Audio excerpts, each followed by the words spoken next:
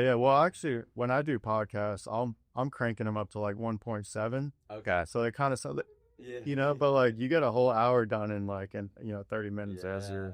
But like, and then when you listen to stuff in like 2x mode or 1.5 mode, you can't go back because it sounds like people are talking like this. Yeah. It drives me nuts. Yeah. No, podcasts, it depends on the podcast. Like, up to speed. Audiobooks, I always have. Oh, yeah, you got to. Because, dude, they're like 20 hours. I'm like, there's no way it's going to keep my attention for 20 hours, maybe 6. Yeah. No, I did, I might have talked about it on the Benjamin podcast. I'm trying to remember. I read, when I say read, I did the audiobook of the Hamilton biography. And that was 40-some hours. Yeah, that's long, dude. It's a whole work week right there. Yeah.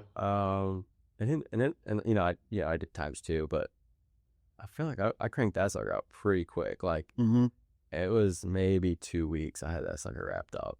I mean, like in our industry, we just drive so much. Oh, yeah. It's like, it's a little annoying when you're driving and you have to get out and come back in, get out, come back in, get out, come back in. But yeah, it was such a good biography book. Yeah. I'm not like a huge history guy, just because I really don't care that much, but it was good. And then so that kind of led me into like, what do the other founding fathers kind of do? And so I got some of the other books. And, it was really cool. Yeah. It does help you feel like you're being a little bit more productive when you're driving. Let's see, you like finish a book. I'm like, okay, I actually have like a little goal in my head to do like 20 books a year. Okay. Or whatever. And like 90% of the time they're nonfiction. But I'll throw in a couple like sci-fi or thriller books. You doing like business books? Yeah, a lot of business books. What's been your go-to?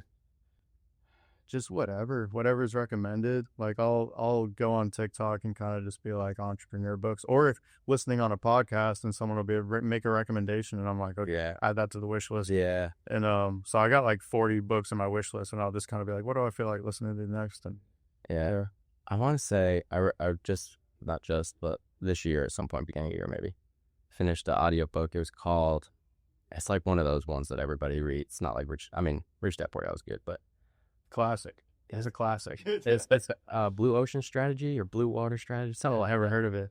So it's about owning market share. And nice. And it kind of relates to any industry. Yeah. I just had to be the standout guy. Yeah. And it was really good. Yeah. That's cool. Yeah. Yeah, I try to actually, when I first got into real estate, I was all about real estate content. And lately, over the past like maybe year, 2 years, I've been more just in entrepreneurial content. Yeah. Where it's like general ideas on how to market yourself or stuff like that. Yeah. And that to me, it kind of helps me out with my creativity more than I'll still listen to like, Tom Ferry and what he has to say and stuff. But yeah, I like the entrepreneur books or just listening to somebody else be successful in like a totally different industry. Yeah. And I'm like, oh, that's a good idea or whatever, Yeah. I always say, I mean, to be a successful successful real estate agent, you got to be an entrepreneur. But, so I always say like, I'm an entrepreneur at heart, and real estate's just kind of my vessel too. Absolutely. Yeah. And from that, I think it's always good to have like other streams of revenue. So like I do vending machines. And, Oh, do you? Yeah. So buy some snacks out of my vending machines here, which I totally skip breakfast. I still get that. It's all healthy, I promise. You got Doritos in there, you got Pop-Tarts, and it's all the good stuff. Oh, cool. Perfect. But yeah, I think too, just like, because real estate is such an up and down career. Oh yeah. And so trying to find something that like, man, if you have a down year, do you have something else kind of pumping in? No, man. Yeah, especially the last like 2 years have been a real big wake up call for me, because I got my real estate license in 2019.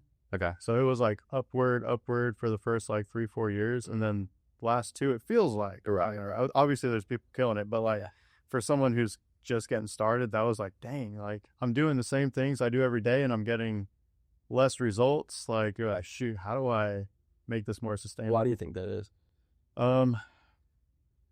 I think zooming out, bigger picture economy. I think that things are just more expensive, and when you're trying to figure out how to pay for groceries or how to pay for daycare or whatever, you're not thinking about what's my next move. You know what I mean? You're bunkering down and figuring out the budget. Right. You're not figuring out how do I get a bigger house. Right. Whatever. Right. Yeah. So it just seems like the people moving now are people that need to, as opposed to people that are looking for an upgrade or whatever. Yeah.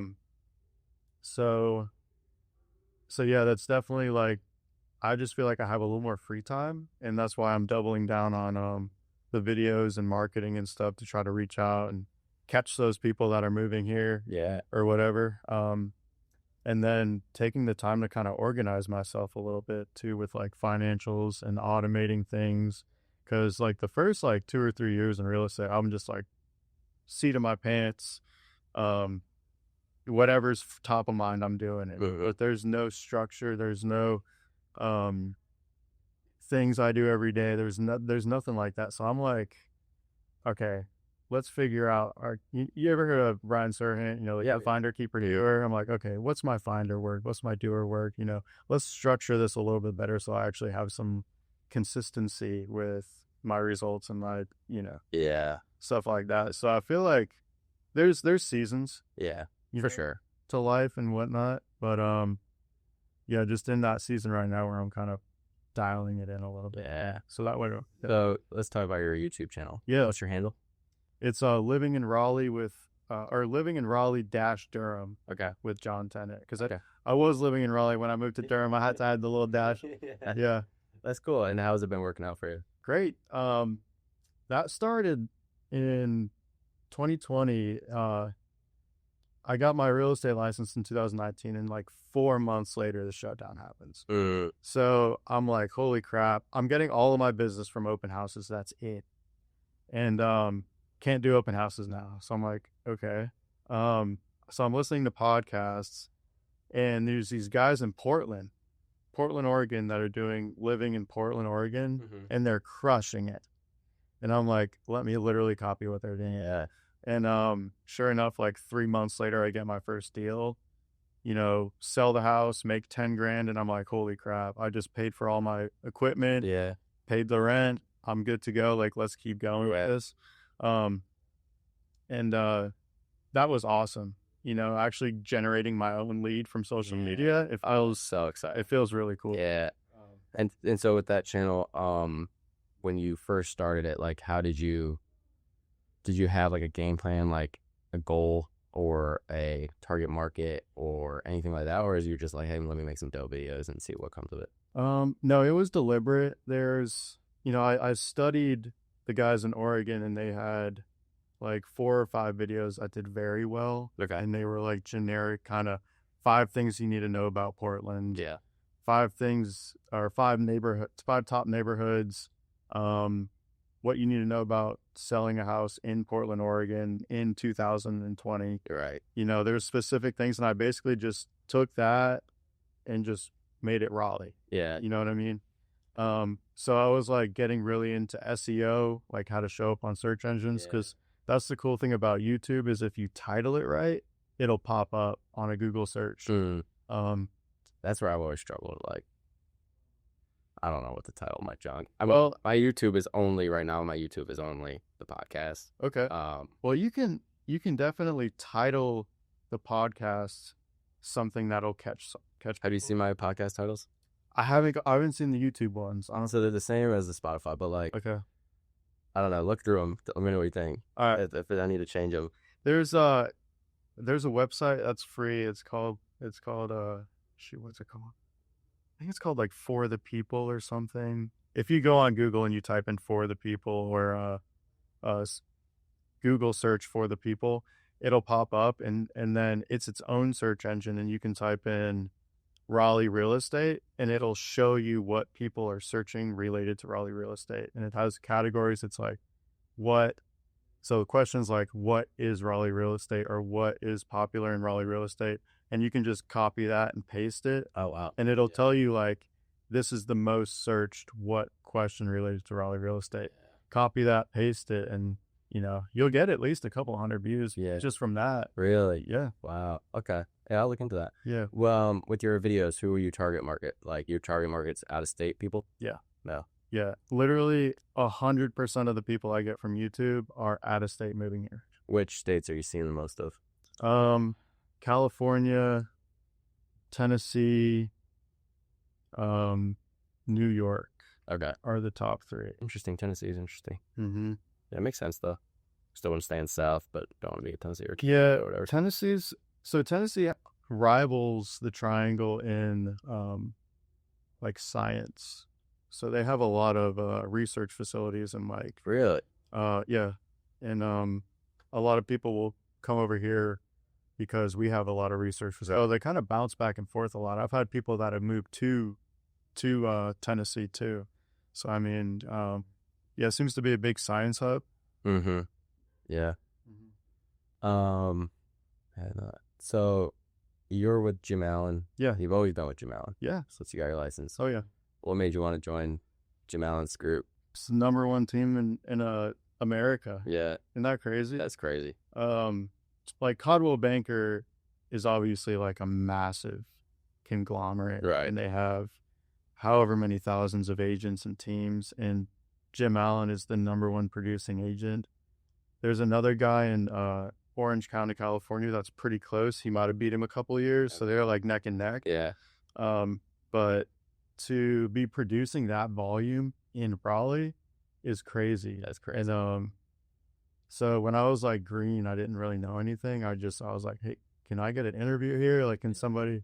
And they were like, sure, you can join. And I was like, holy crap, all right. Yeah. And it's cool because there's so many like killers on that team, that people that are like, I mean, crazy numbers, you know, and especially with like not only just the volume, but the GCI they're pulling in is insane. So being around that is super cool, and you learn a lot. And especially if you're just starting, I would recommend joining a team just to be in the atmosphere for your first couple of years. Yeah. Even if your goal is to like be on your own eventually or start your own team, it seems like kind of a way to head start that. And because like, man, it's hard to find someone to kind of help you out sometimes. Yes. Yeah, if there's nothing in it for them. Right. Yeah, for sure. I always say like when you start out, man, join a team. Like straight up, it's the way to go. You just learn so much. You get such a head start. But Jim's team, how many agents you got? I want to say maybe around 50. Okay. Yeah. And do you guys all go into the office together? Do you guys have team meetings? Do you have anything like that? Yeah, there's team meetings every Thursday. Okay, with all 50 of you? Mm-hmm. Okay. And does Jim lead those? Or does he have somebody like kind of take those? Yeah, he'll lead them. He'll have guest speakers like builders that we work with, lenders, whatever. But he'll lead it. Most of the time it's usually about an hour and a half. Some people can't make it. They'll like hop on Zoom or whatever, but he tries to get everybody in there every Thursday. Yeah. Does he ever is he like hands-on with individual agents like you guys? Because obviously like Jim Allen's such a big name, so I mean I'm sure he's swamped, you know. Swamped. Yeah. Like does he like the new agent coming on, like is he gonna sit down with them, or is it just like it's not that kind of team setting? And there's no like, and I don't know, I'm not trying to like bash Jim. No, I think obviously he's built the best book of business in the country, so yeah, I'm just trying to learn from him, you know. Yeah. No, he I think he's so busy. He has like a sales manager. Okay. It's structured very much like an actual corporation. Okay. So he has a sales manager that you would interview with, and then she would do your onboarding. Okay.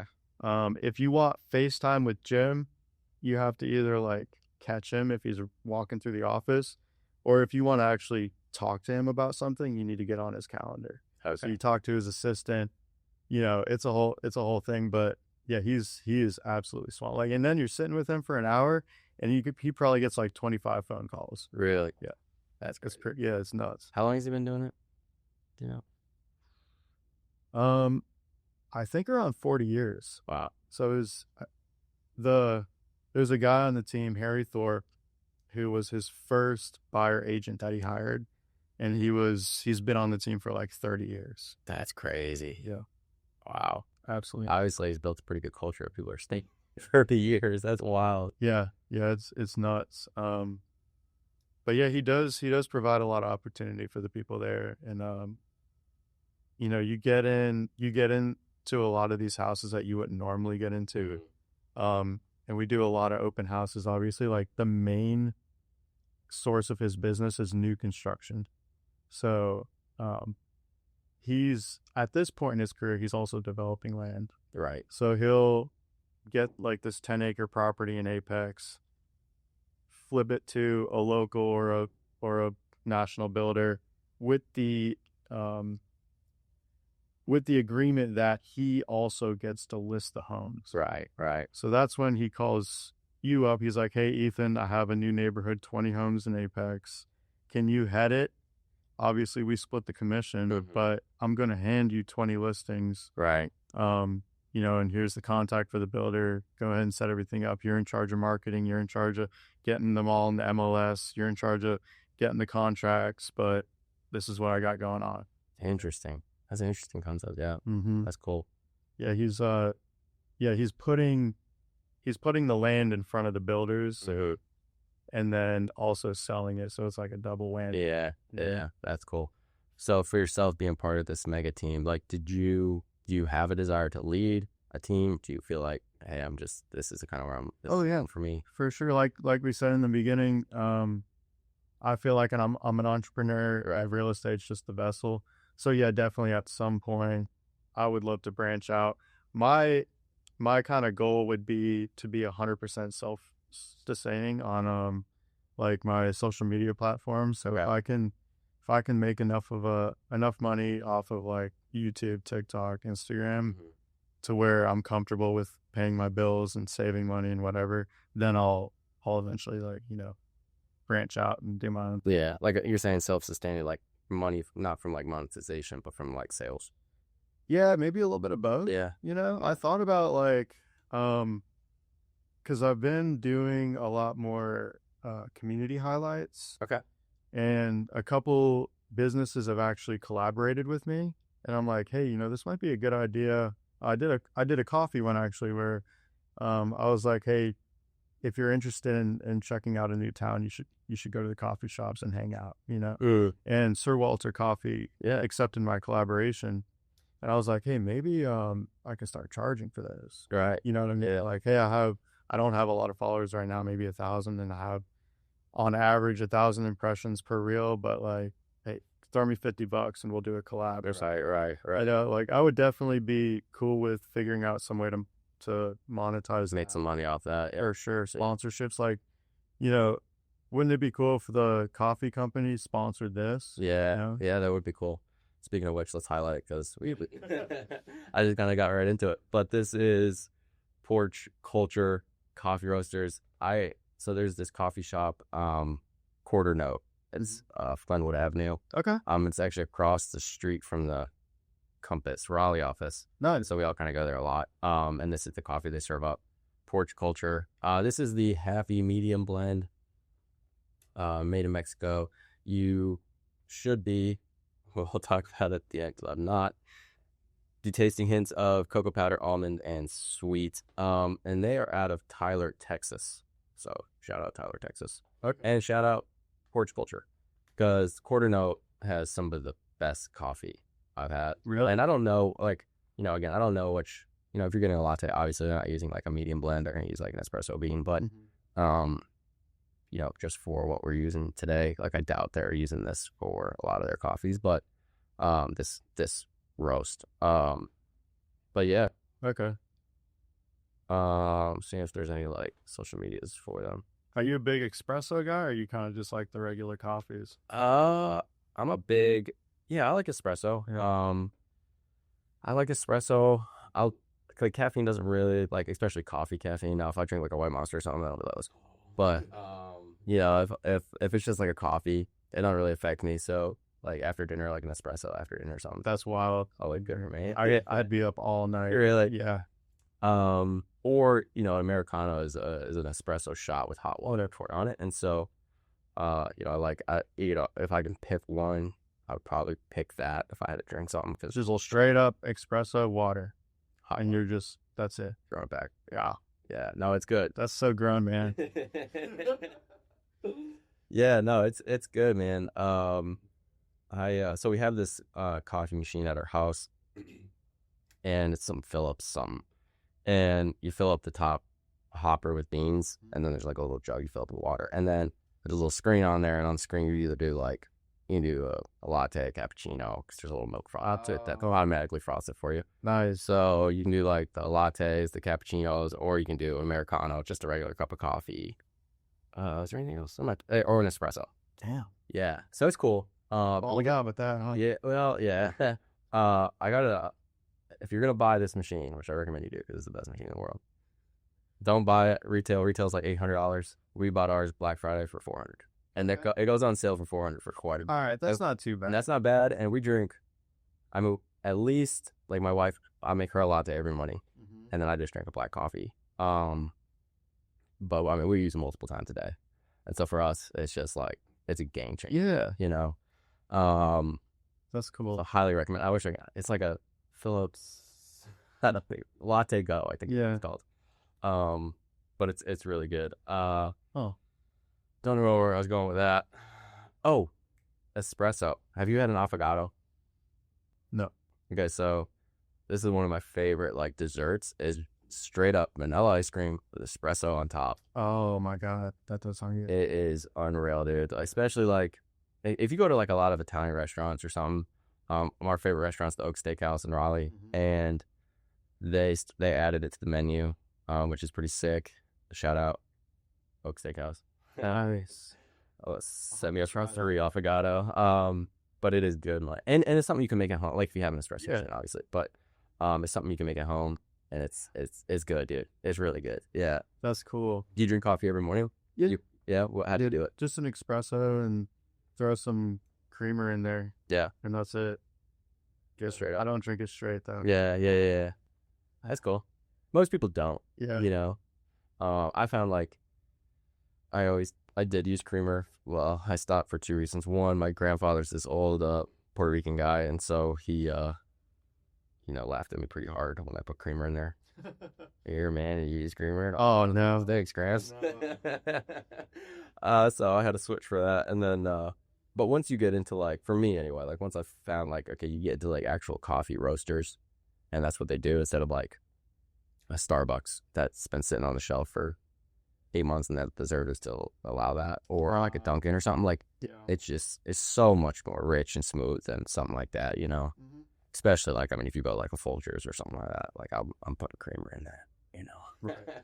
Right. But something like this, straight. Yeah. Okay. Yeah. Okay. That makes sense. I know enough about Folgers to understand there's a quality difference there. There is. But, yeah. And the more you drink it, like the more you realize like, yeah. And the different brewing methods, you know, like on the show we do a pour over. I mean, you saw a little setup. There. And so we do a pour over for the show, which, you know, some people like a French press better.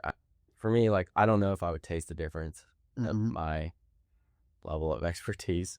Like, if you use this coffee, this Porch culture coffee, and you made a pour over and you made a French press, put 2 cups in front of me, I probably wouldn't. They're similar. They're very similar, yeah. For me, like, I hate the French press just because it's a pain to clean up. Like the pour over, I can just pick up the filter, throw it away. Right. Yeah. That makes sense. But yeah, I should say I'm a big love a Dunkin' iced coffee. Love a caramel iced coffee. It is straight sugar, but it is straight delicious. Oh man, like, you know, in college, this is so funny. I would I would go to Starbucks and get a caramel frappuccino. Yeah, like the grande caramel frappuccino, and it was like ice cream basically. And then when I got a little older, I was like, damn, there's 52 grams of sugar in it. Dude. And you go, that's kind of like how I started drinking coffee, was those things. Yeah, when I was like, that's how everybody starts. Yeah. And I'm like, man, these are good. And you go to McDonald's and it's even worse for you. And but every once in a while, dude. Now, I will say, you go to Starbucks, it's embarrassing to say. Being a grown man and saying, I want drizzle some. Can you give me whipped cream too? Oh, like, can I get a caramel frappuccino with extra whipped cream? Oh, and they hate making it tough. Oh, yeah. They're like, oh, it's so much work to like blend it. Yeah. So, yeah. It's humiliating. Also, I'm a big So obviously it's October now. I don't know when this episode might come out, probably in November, but it's October now, and so fall season. Give me the pumpkin spice latte. I knew you were gonna say that. Give it to me. I need it. I love it. But same thing, dude. That's 450 calories for a grande pumpkin spice latte. That's crazy. But it's bulking season. I feel the same way. Yeah. No, I feel once the weather gets a little cooler and you got a little pumpkin spice, you got football on TV. It's just like there's something very comforting. Oh, very comforting, dude. Yeah, it's a beautiful thing, man. And, you know, I try to hide it. You know, that like I'm a pumpkin spice guy. But let me tell the world, it's October, and the pumpkin spice latte is just what brings me joy. It is. Yeah. Okay. It makes us happy, and I like it. You know. Yeah. I'm not ashamed of it anymore. Yeah. I used to try to hide that too. That's why we all love it. Yeah. There's this funny reel I saw where the dude asked for like, you know, some floofy drink. So he hands her like his order on a piece of paper at Starbucks. She's like reading it, and he's like, black coffee. But she's like reading like, spice latte, the nuts. She's like, oh yeah, you sure? But this is like a pumpkin. He's like, black coffee. That's how I felt. Now I just embrace it, man. Especially for October. Yeah. And then like, dude, Christmas, dude, you got the peppermint mocha latte or whatever. Oh my goodness, bro. Yeah. It's just it's joy. It's joy in a cup, you know. So good. But anyway, so yeah, let's kind of go back to your real estate career. When you're looking at, you know, and I don't know how much you want to share, because obviously you're still on the team and it's great for you and everything. But what does that kind of like look like leaving the team, starting your own either team, going individual for a little bit? Like, I know you said obviously you want to make a certain money before you split off. Yeah. But what's kind of the goal when you do split off? Is it to build out agents? Is it to find a business partner? Is it to do your own thing?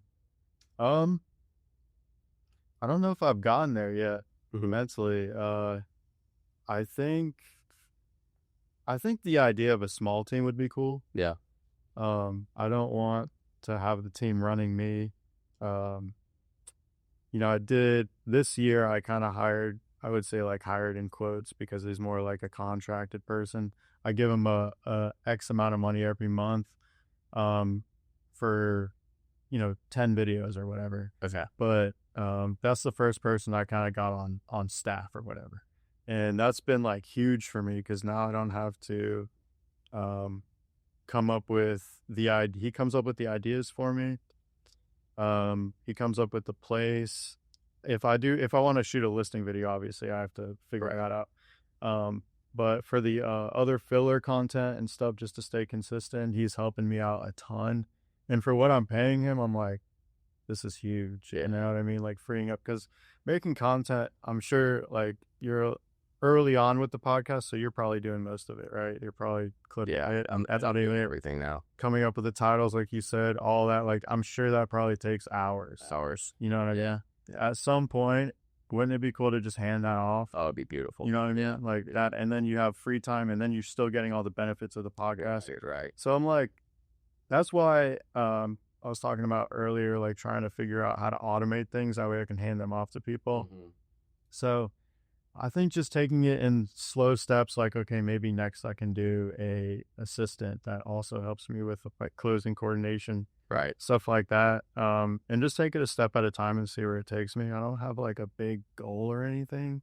There's definitely a number. Don't get me wrong. There's a number I had where I'd be like, this would be the perfect amount of money. But then once you get there, obviously it's like, it goes up. Yeah, it goes up. But yeah, I think at some point I definitely like a team. I'd also like to kind of branch out a little bit. I think commercial sounds interesting. I actually did my first commercial deal this year, and that was a big learning curve.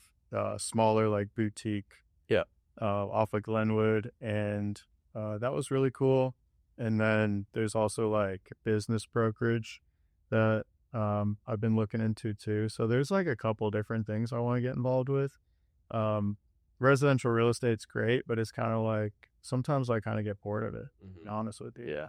But I love it. I still love it. But Yeah, there's a couple different paths I'm thinking about. I haven't really refined it yet, but I think ultimately, to me, the pinnacle of real estate is developing, Mm, you know. yeah. And obviously I'm involved with that world because I'm on the Jim Allen group, but it's such a cool idea to me to look at a piece of land and then create a neighborhood. And you basically just made homes for people. Mm-hmm. You know what I'm saying? Like there wouldn't have been, you wouldn't live in the house you live in right now if a developer didn't look at a piece of land and was like, we could do something with it. Yeah. You know what I mean? Yeah. And then you're handing that off to the person and then they own a piece of Raleigh or whatever. Right. You know? So that seems really cool to me. Yeah.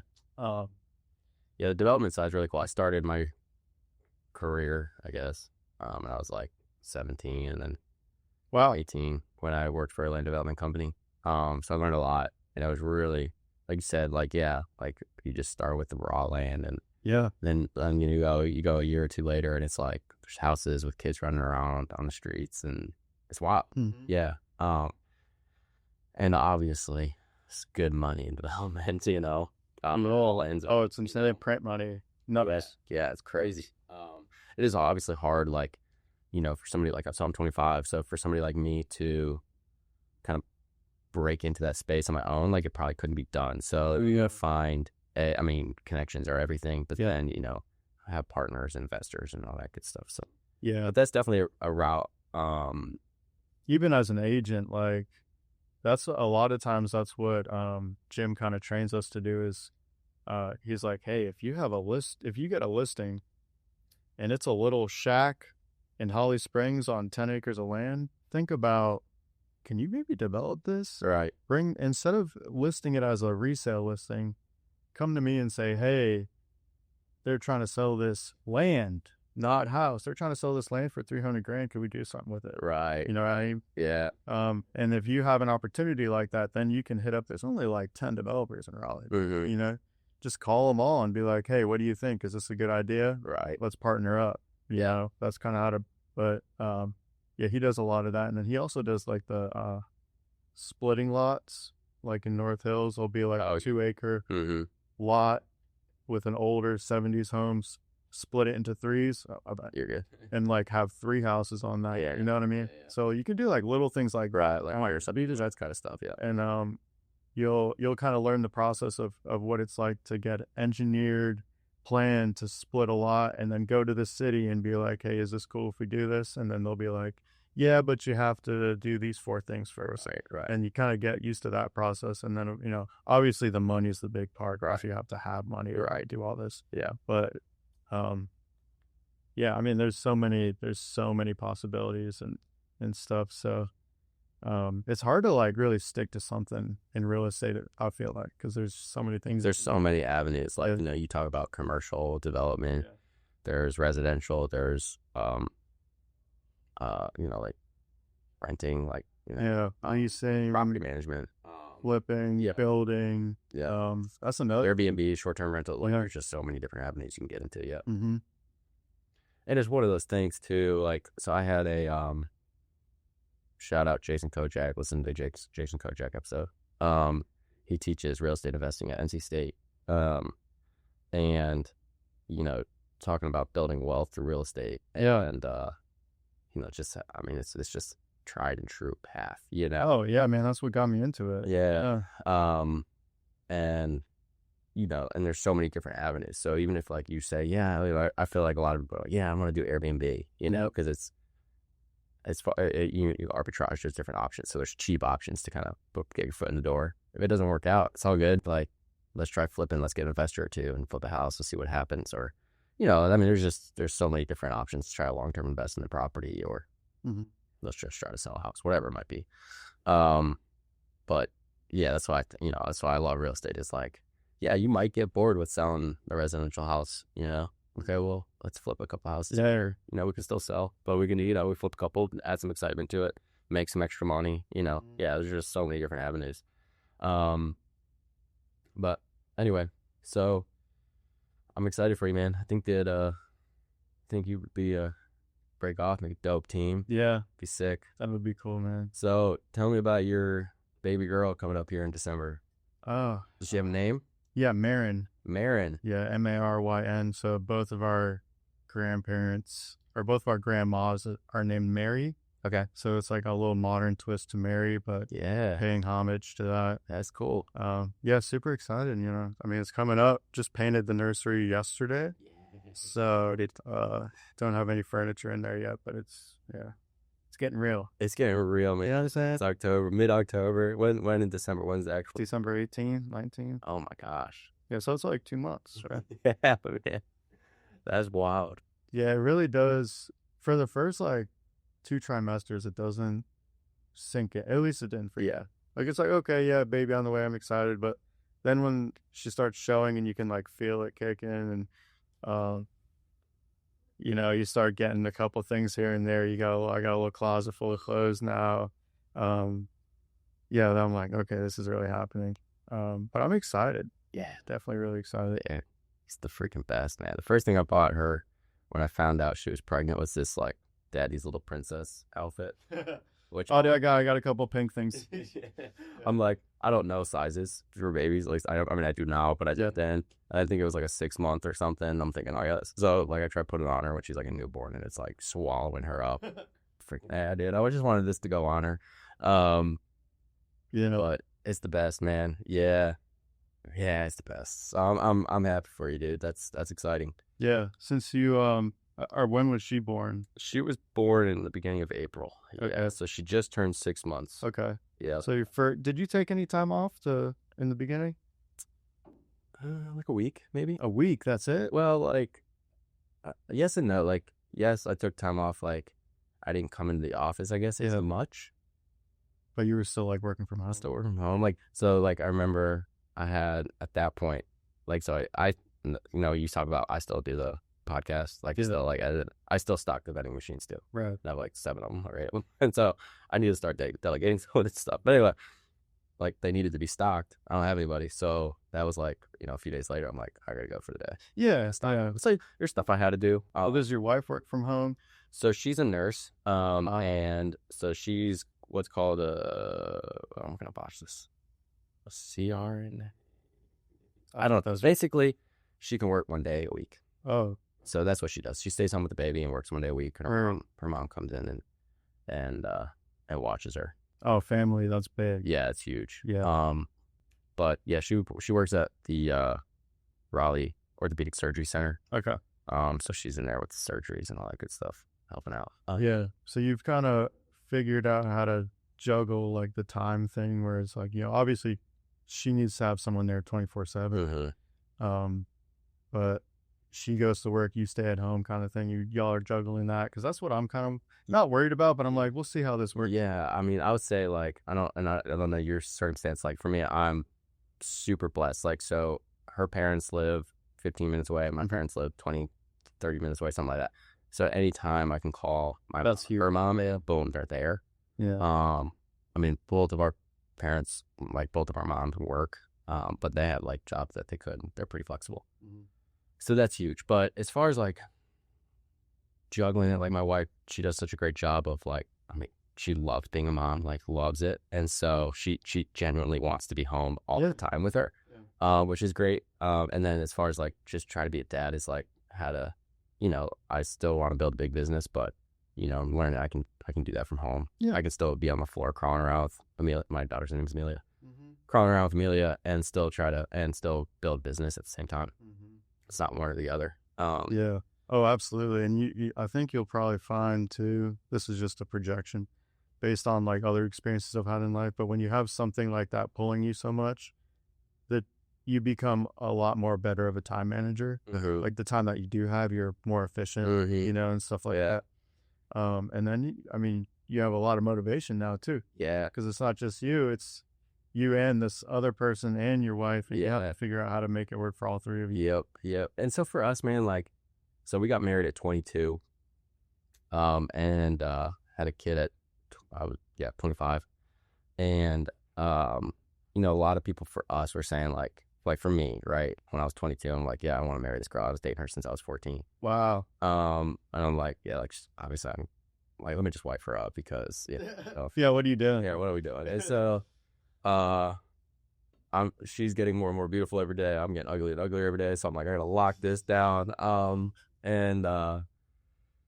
But a lot of people are like, dude, what are you doing, man? Like, you got to build your business first. You do all this stuff first, and then you can go ahead and get married, when you're, mid-30s or whatever, and you already have this big established business. And then same thing, like, don't have kids yet. Like, spend time with your wife, go on to all these vacations and do all this great stuff. And for me, man, no. Like, yeah, I want to build a business with my wife. Yeah. And I want her to be by my side while I do it. Mm-hmm. And then I have my daughter. Now it's like, this is the best year of business I've ever had. Because now I'm building something for someone, right? Like I'm building it for her. Mm-hmm. And I want her to have like a life that is just bountiful, right? Like a life that literally, she can grow up and be proud of the dad that she had. And like for me, like if I would have pushed all that off, like then what am I working for myself? Exactly. You know what I'm saying? Burn out. Yeah. Burn out. And so it's like, what are we doing? And so 100%. I was like, let me get married at 22. Let me have a baby at 25. And dude, it's the best. It really is. I don't regret it all. And honestly, like business, selfishly speaking, business has just been better than ever because of my motivations are different. Yeah. Oh yeah. I mean, if you really look into it, the people that are most successful across even the country, and not even just in real estate, like 90% of them have a family. Mm-hmm.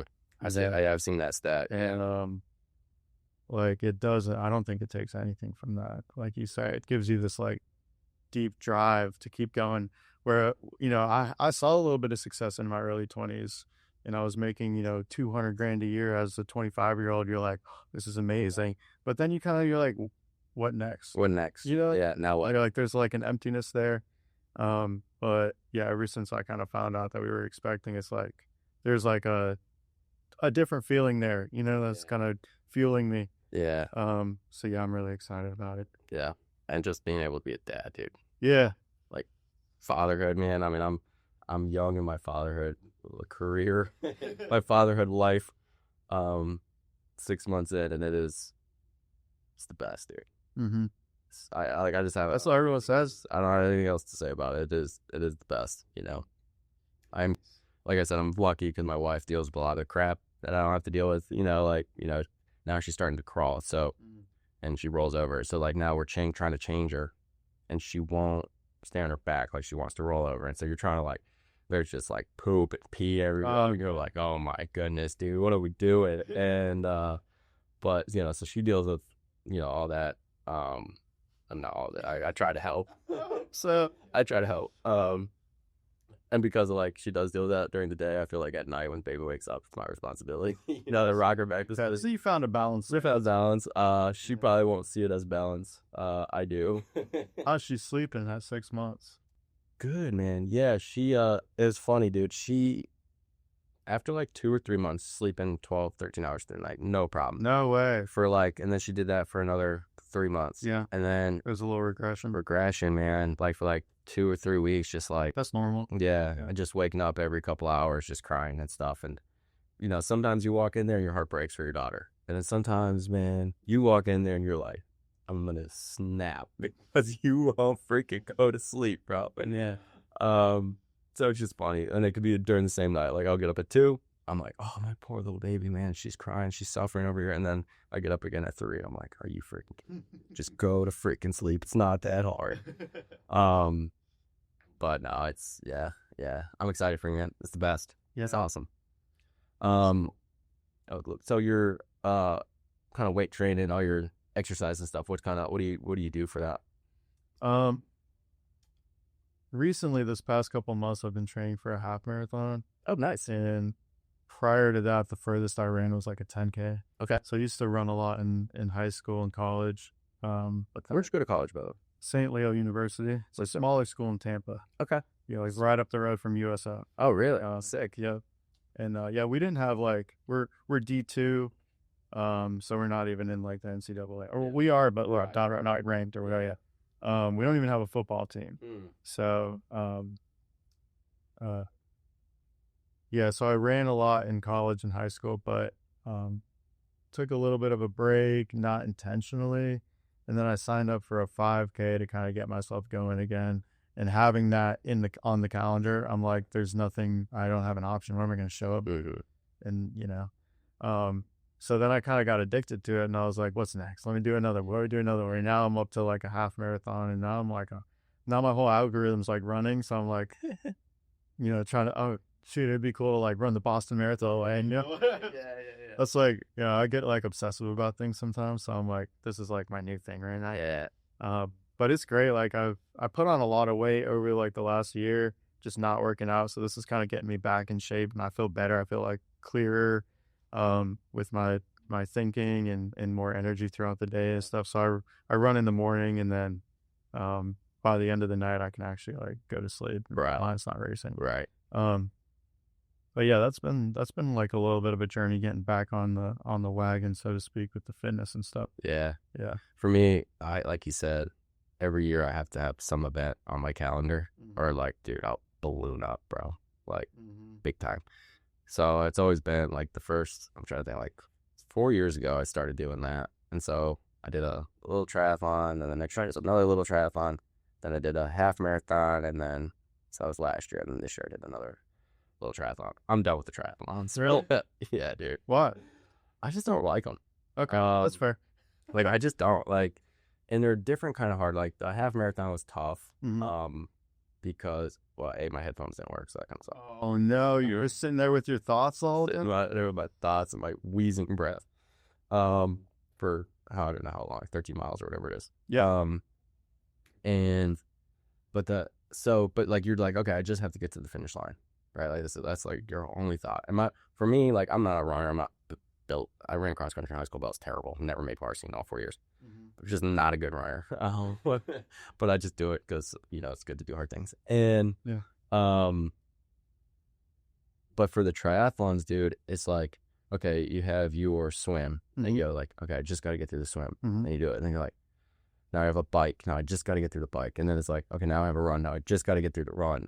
But it's like, for the half marathon, for me anyway, it was like, just run one thing, and don't walk. That was my whole thing, like not being a runner and stuff. I'm like, just if you can go 13 miles and do not walk, because once you walk, you're toast. For me anyway, that's like how I felt.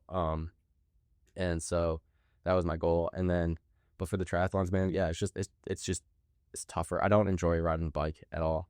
I don't enjoy swimming. I like riding a bike. It's low impact. You get quicker. I haven't tried the swimming though. Yeah. So, well, that's the thing. I've heard it's hard.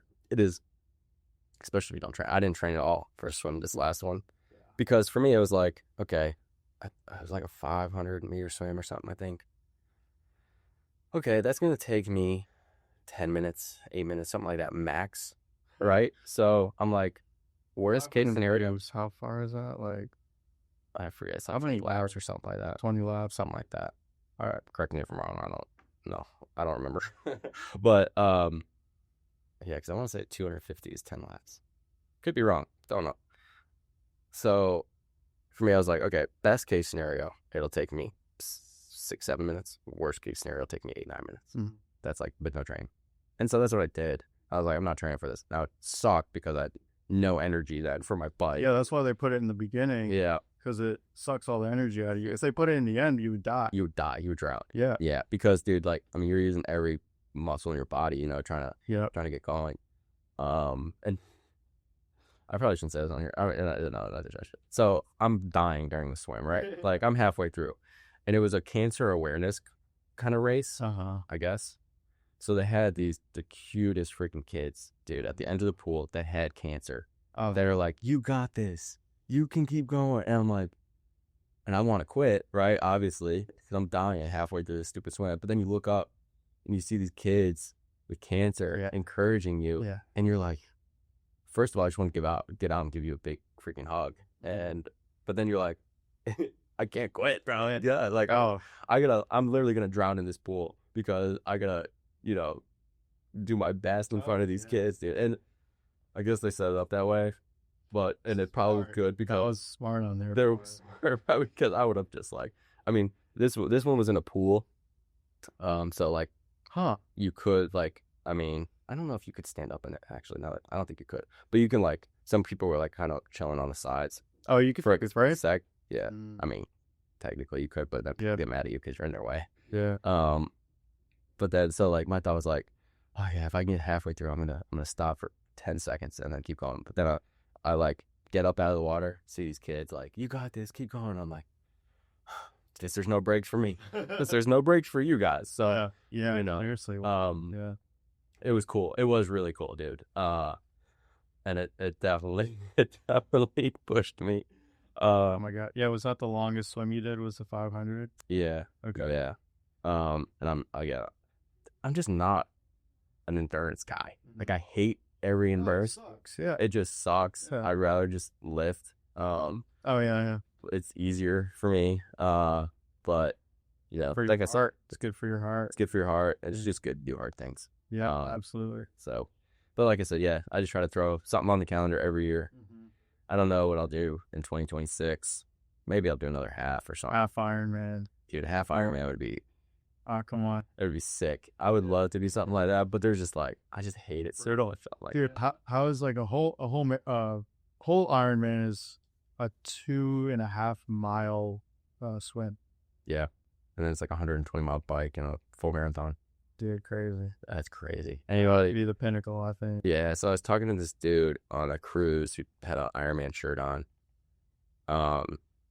He was an Asian guy. I was speaking like Mandarin or something on the phone. And then he gets off. We're waiting in line for coffee. And I'm like, oh, you did an Ironman.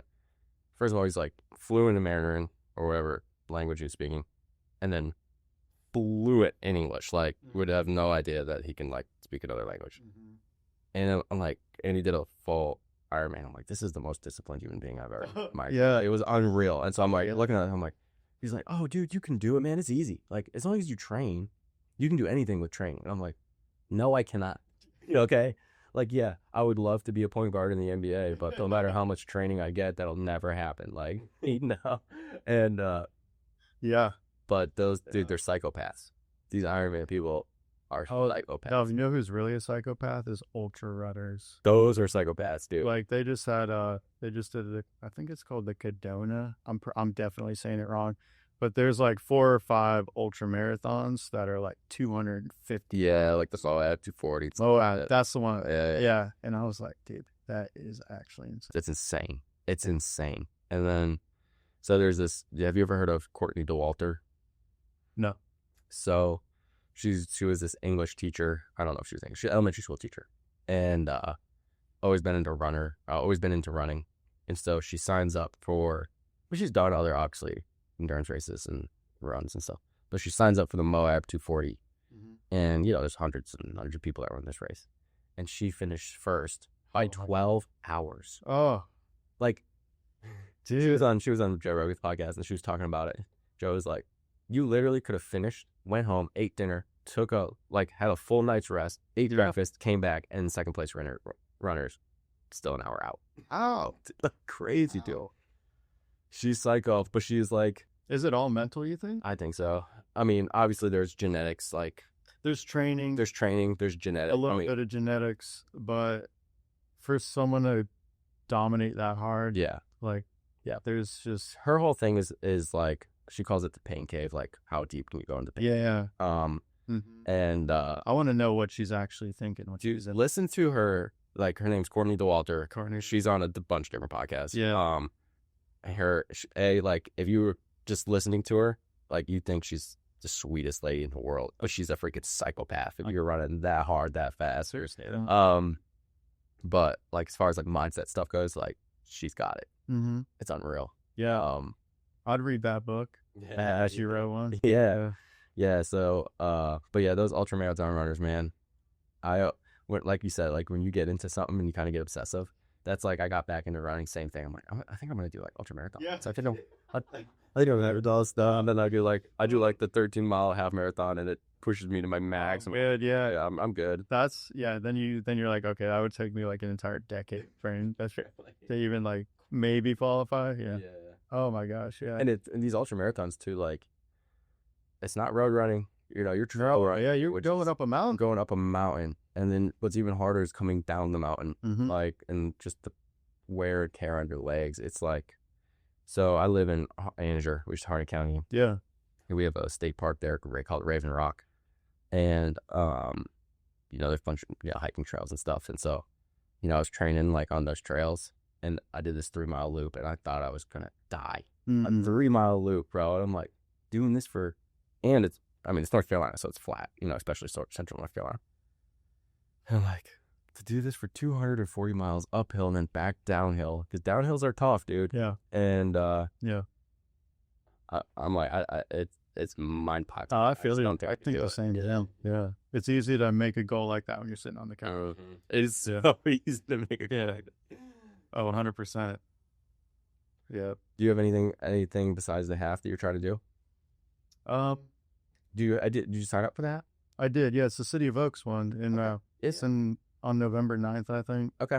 So yeah, downtown Raleigh, that'll be cool. That'd be really cool.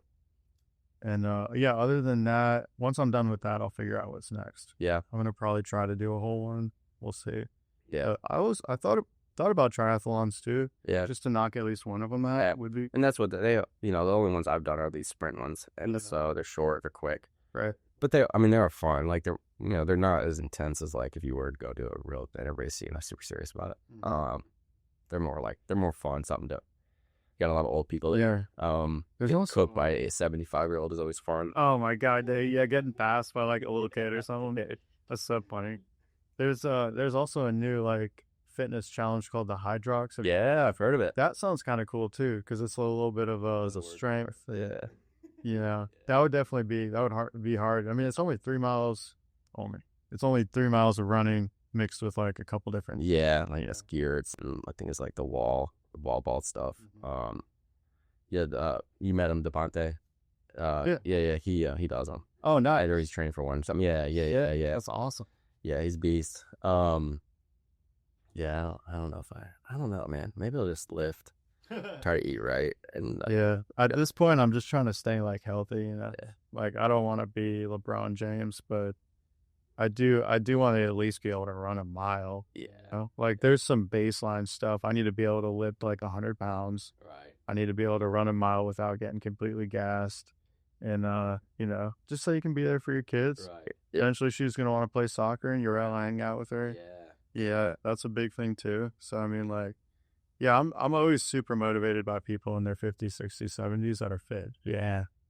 You know, whatever motivates you, I need some of that because that's awesome. That's awesome. Yeah, especially like that age, like everything hurts more. Your metabolism isn't as good, and so to stay pretty shredded at that age, I mean, that's impressive. Yeah, it is. Yeah, because it's the maintenance, like the stretching and the rolling your like all that kind of stuff is so boring, but it's like crucial. You know, but I'm not that much older than you, but I'm already starting to feel it a little bit. Yeah. Well, I have terrible knees, dude. I had 2 knee surgeries already. Damn. I'm gonna need to have. Doc says I need replacements by the time I'm 40, which sucks. He said because the problem with that is you'll need them replaced by the time you're 70, and you got by the time you're 70, like I'll need them again. So it's like every 30 years. So he says, but he goes like it's hard. It's gonna be hard to recover. Yeah, by the time you're 70, they're gonna be like, can you imagine the technology?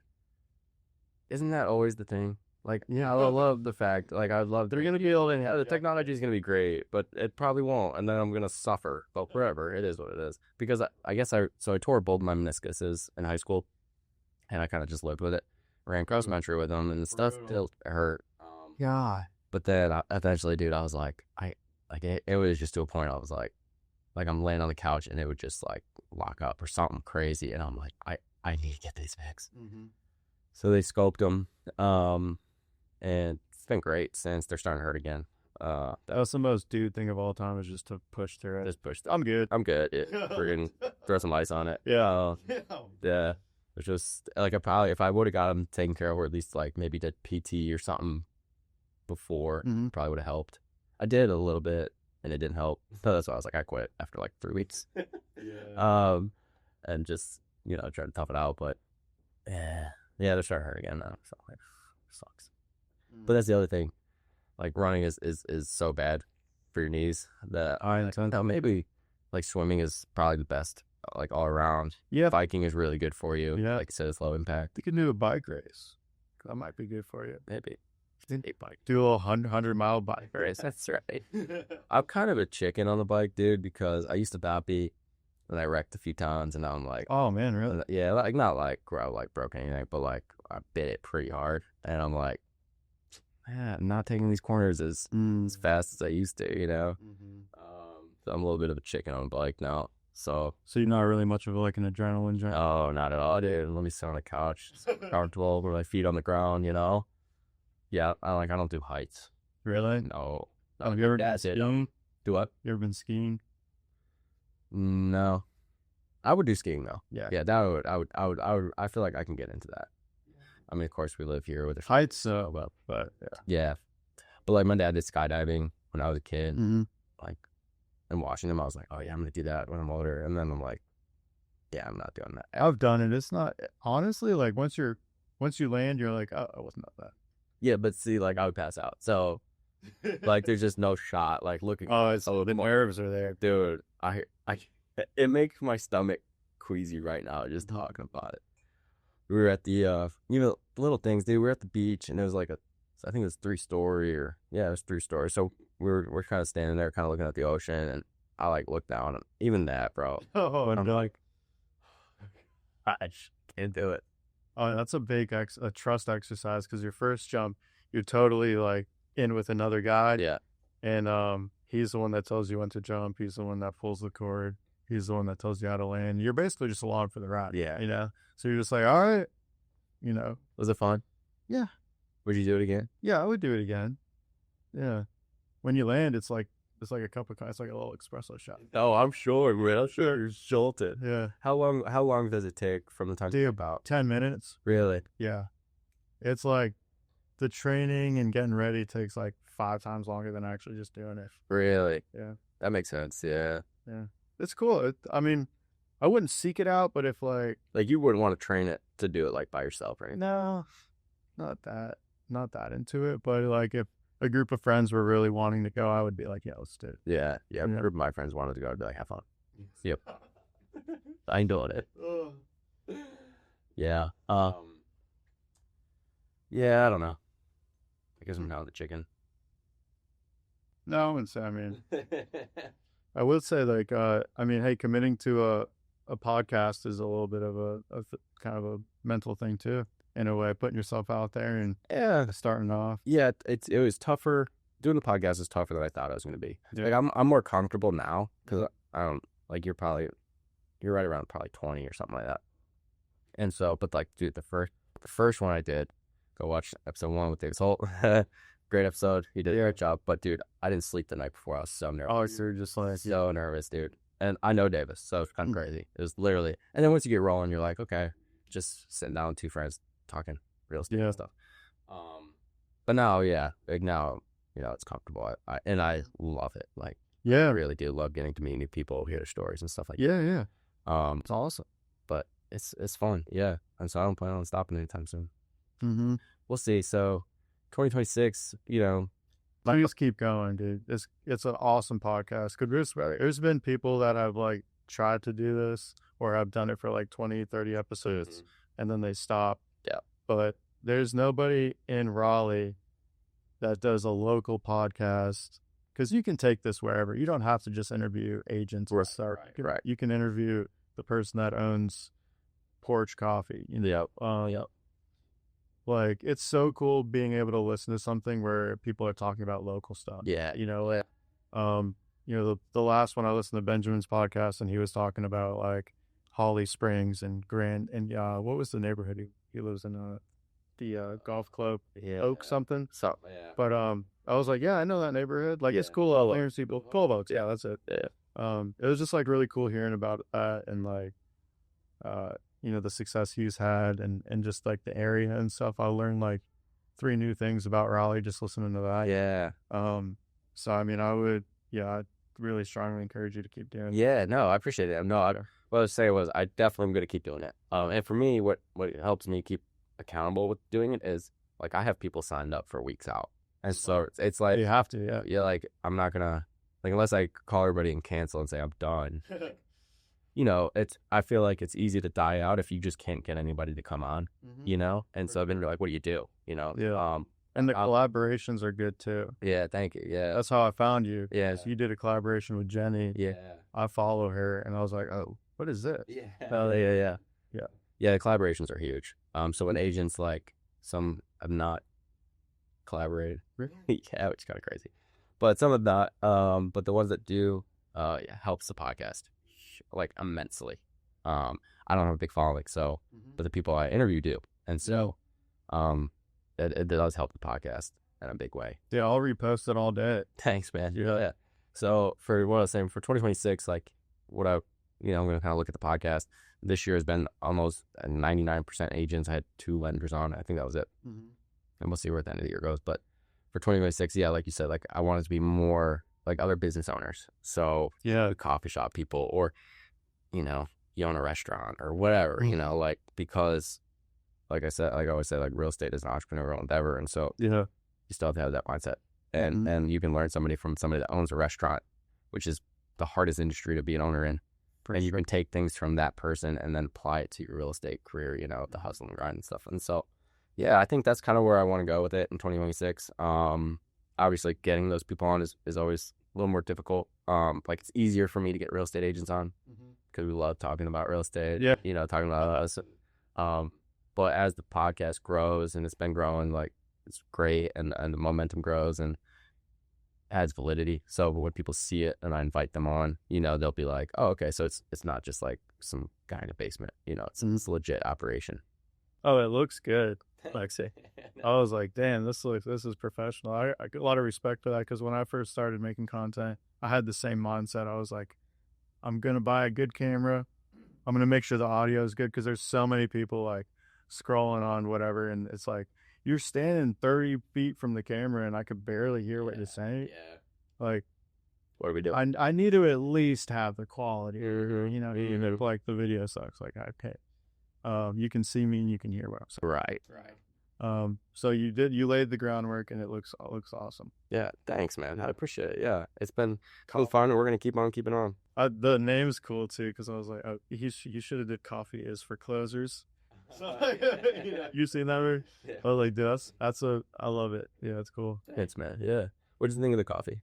It was good. I put a little creamer in there. I think I did what was the crap? Maybe caramel or something. But the flavor of the coffee still kind of stood out. It's good. On a scale of 1 to 10, where would you place it? I'll give it like a 7. Okay. Yeah. Yeah. Let me take a little swig here. Remember. It's a little lighter than I like. I